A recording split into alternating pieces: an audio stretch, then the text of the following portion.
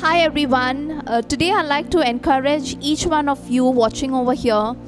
You might be going through different situations in your life. You might be struggling with, different situations. It might be your health that you are struggling with, or it might be the health of your loved ones. Maybe it is your career that you are struggling with, or your marriage or relationships, or it might be even your spirituality, your walk with God, that what you are struggling with.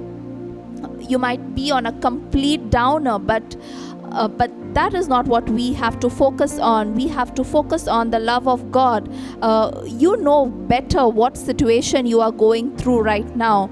I'm here to tell you and to remind you of this verse in the Bible from the book of Ruth 3:18. It says that, "Be still, my daughter, until you know how the matter will turn out. For the man will not rest until he has concluded this matter this day."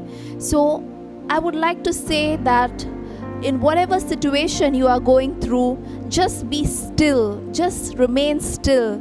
Be still and know that I am God. Be still and know that all things will work out for good for you.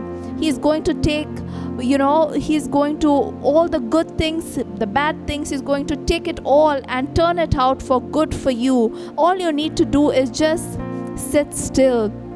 Just sit still and know that He is a good God. He is a good Father. He will not withhold anything from you. No good thing He will withhold from you.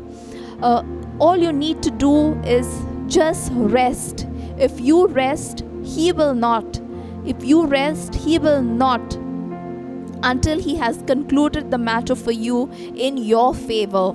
Now, to give you a background of the scripture from Ruth 3:18, from the book of Ruth, just to give you an overview of what was happening in the book of Ruth.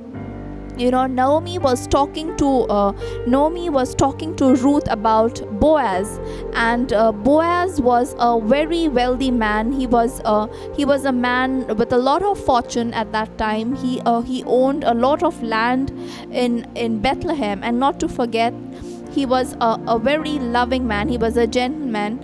He was a loving person. He was a compassionate man.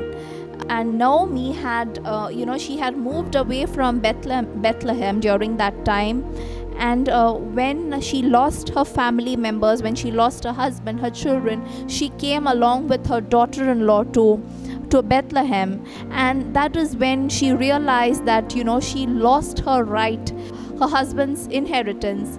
But Boaz was a kinsman redeemer. He was a kinsman redeemer to Naomi's family, because he was a distant relative to Naomi. He could redeem her land, he could restore her land, but it also meant that, he had to, according to the Jewish tradition, it also meant that he had to marry Ruth. And marrying Ruth, his image would have been, tarnished, marrying a Moabite woman. As we all know, Moab was a nation which was disqualified, from the assemblies of God.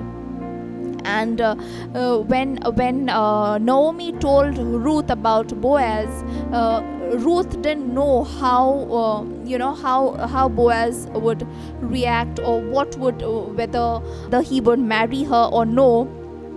But that is when Naomi told her, saying that, just be still, because she knew that Boaz was in love with her, and he would not rest until this matter was concluded. So Naomi was hopeful that, she believed that this matter is going to work in Ruth's favor. And she knew that Boaz would not rest until he had concluded this matter. And then we know further on in the scriptures that Ruth and Boaz, they get married, and then they were the great grandparents of King David, and Jesus came from the lineage of David. But this is what I want to tell you, that Boaz is a picture of our Lord Jesus. He is a picture of our Lord Jesus, who came as a man so that he could be our Redeemer. he is the picture of our loving Lord Jesus, who came to redeem us. So whatever situation you are going through today, you can put your trust in him. Whatever situation you are going through today, you can put your hope in our Redeemer, that he will redeem you from whatever situation you are facing right now. All you need to do is you have to sit still, okay, because he will not rest until he has redeemed you from this trouble or whatever situation you might be facing right now. The Bible tells us in the book of Exodus 6:6 that I will redeem you with an outstretched arm.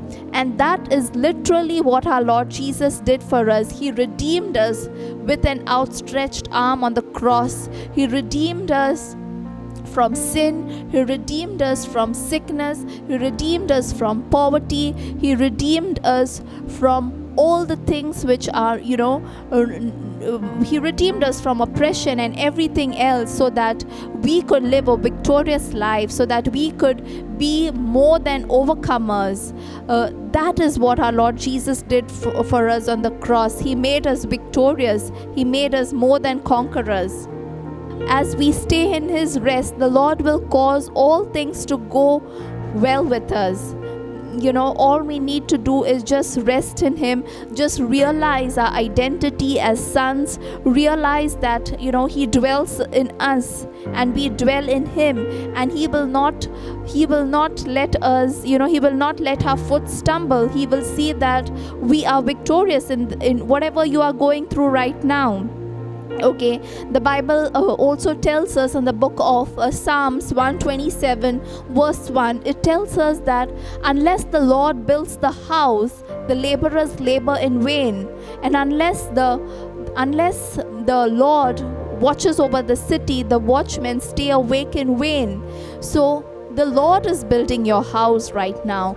The Lord is building your home right now. He's building your family. He's building your health. He's building your marriage. He's building your career. He's building your ministry. He's building it up for you. Okay, there is only one thing that we need to labor, and that is we need to labor to enter rest, because he is building our home. He is building everything that concerns us, that matters to us. If something is a matter of concern for us, it is also a matter of concern for him. He cares about you. He cares about every need that is concerning you. He will just not abandon you. He is a good father. You are his son. So he is concerned about you, and he will see that, he will not rest until everything turns out for good for you. If the Lord isn't building, then we would be laboring in vain. He wants to build and guard every area of your life. He's concerned about every area of your life. He wants to guard you, and he wants to build you up. The Bible tells us that every good and perfect gift comes from the Father in heaven. It does not come from man. It is given. Everything that we have, that thing that we own and possess, it comes from God. And we need not be worried all the time thinking about we are going to lose our wealth, or we are going to lose our family members. We need not worry about anything, because it has been given by God, and he is going to take care of our every need. Just trust in our God. Just trust that he is a good God, that he is a good father.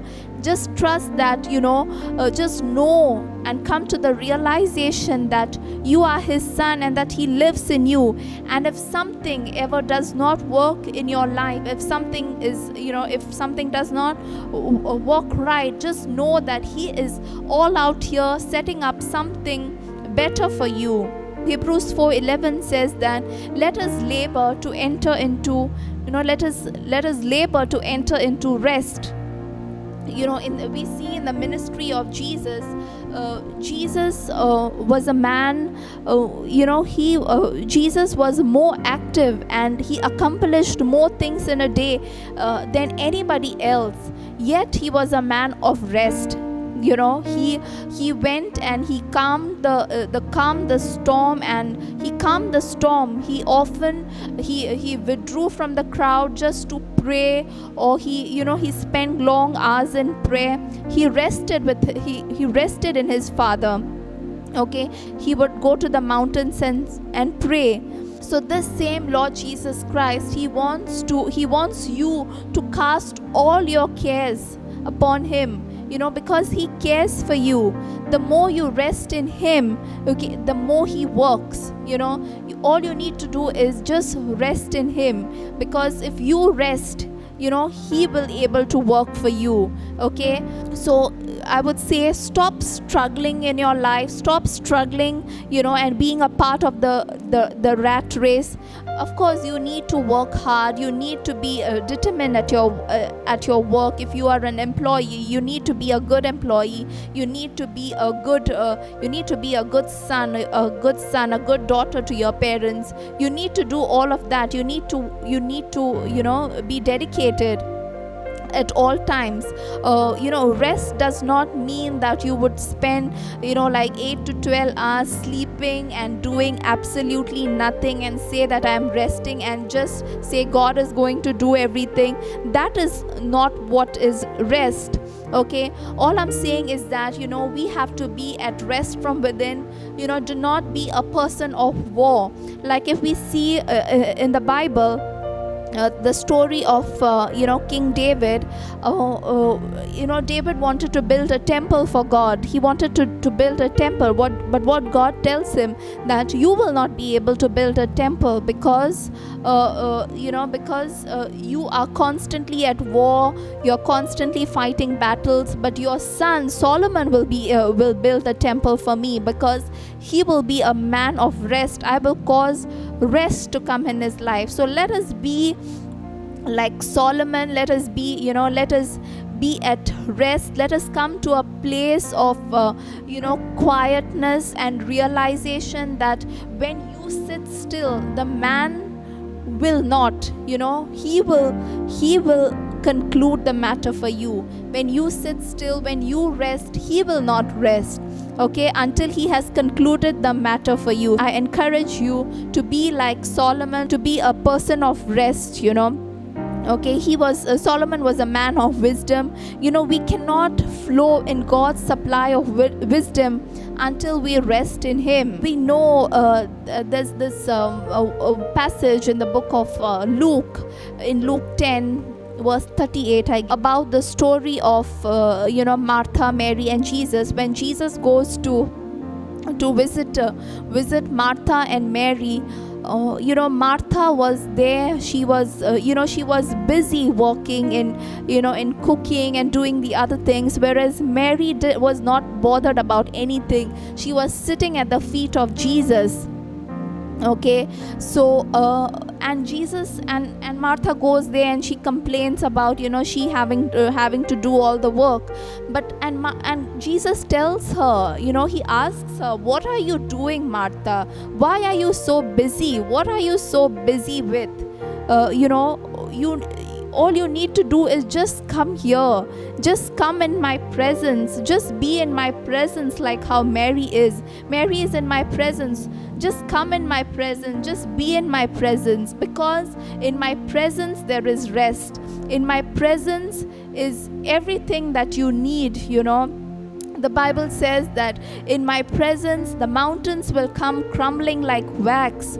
All you need to do is just be still and enjoy his presence. Just be quiet and know that he is God. Just be quiet and just be still and know that he is going to work out all things for you. So be in his presence. The Bible tells us that in the book of Psalms that the Lord is our shepherd and we do not want anything, and he will lead us to still waters and in green pastures. In his presence we have rest. The Bible also tells us in the book of Deuteronomy, it says that he will build up cities. He will give you cities which you did not build, or he will give you houses which you did not he will give you houses which you did not build, and he will put up all good things there. He will give you wells which you did not dug. So all that God wants you is to be in His presence, to be in His presence. Just rest in His presence, and in His presence is all the joy. He's telling Martha, just come to me, because I am the source of life. I am the source of everything that you need. Are you struggling with your finances? I am the source to give you riches. Are you struggling in your career? I am the source. I can give you success. Are you struggling with your marriage? I am the source who can build up your marriage, who can build up your relationship. The Bible tells us that, you will not have to cry anymore. There's no more weeping, no more sorrow, but it is only going to be joy. All you need to do is just come in His presence and enjoy His presence, and believe and trust that, He is a good God. He is your Father, and He is going to love on you, and He is going to embrace you, and that all that you are struggling with is going to, all that you are struggling with, you are going to have an answer to all your problems, all your situations, and in all that you are struggling, you are going to come out victorious, and you are going to shine, and you are going to rise from glory to glory from this day onwards. Amen.